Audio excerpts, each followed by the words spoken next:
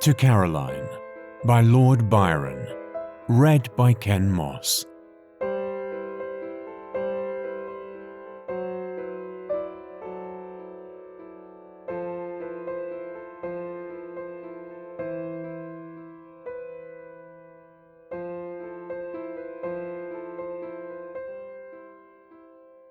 Think'st thou I saw thy beauteous eyes, suffused in tears, implore to stay, and heard unmoved thy plenteous sighs, which said far more than words can say?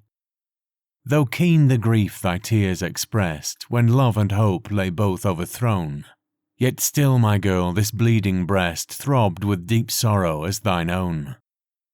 But when our cheeks with anguish glowed, when thy sweet lips were joined to mine, the tears that from my eyelids flowed were lost in those which fell from thine. Thou couldst not feel my burning cheek, thy gushing tears had quenched its flame, and as thy tongue essayed to speak, in sighs alone it breathed my name. And yet, my girl, we weep in vain our fate in sighs deplore. Remembrance only can remain, but that will make us weep the more. Again, thou best beloved, adieu. Ah, if thou canst overcome regret, nor let thy mind past joys review, our only hope is to forget. When I hear that you express an affection so warm, never think, my beloved, that I do not believe, for your lip would the soul of suspicion disarm, and your eye beams a ray which can never deceive. Yet still this fond bosom regrets while adoring that love like the leaf must fall into the sear. That age will come on, when remembrance deploring contemplates the scenes of her youth with a tear.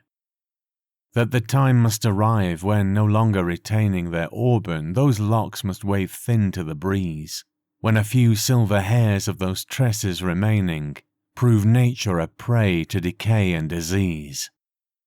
'Tis this, my beloved, which spreads gloom o'er my features, though I never shall presume to arraign the decree, which God has proclaimed as the fate of his creatures, in the death which will one day deprive you of me.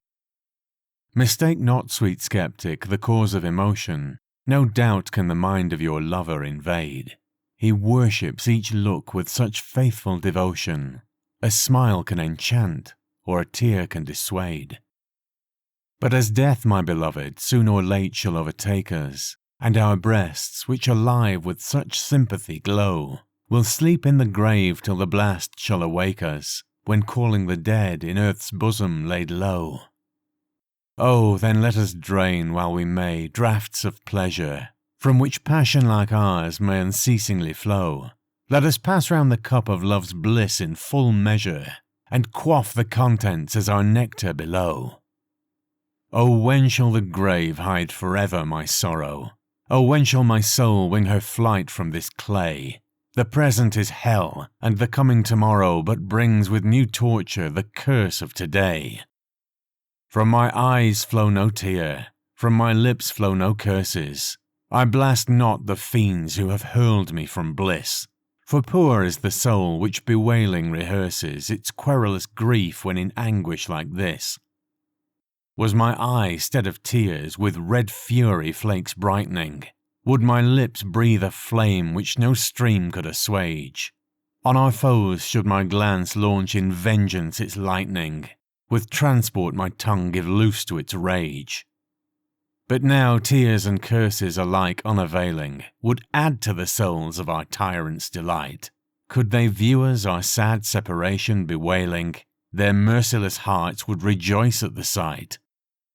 Yet still, though we bend with feigned resignation, life beams not for us with one ray that can cheer. Love and hope upon earth bring no more consolation. In the grave is our hope, for in life is our fear. Oh, when, my adored, in the tomb will they place me? Since in life love and friendship for ever are fled, if again in the mansion of death I embrace thee, perhaps they will leave unmolested the dead.